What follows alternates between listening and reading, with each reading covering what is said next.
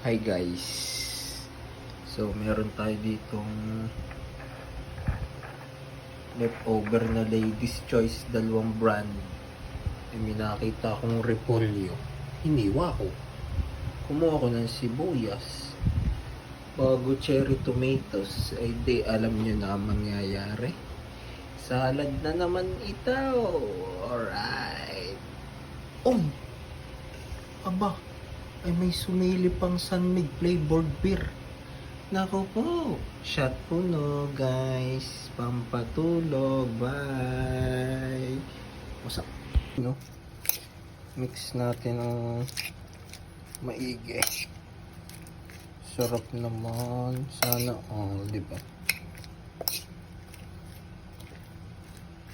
Favorite ko pa na yung mga ganito.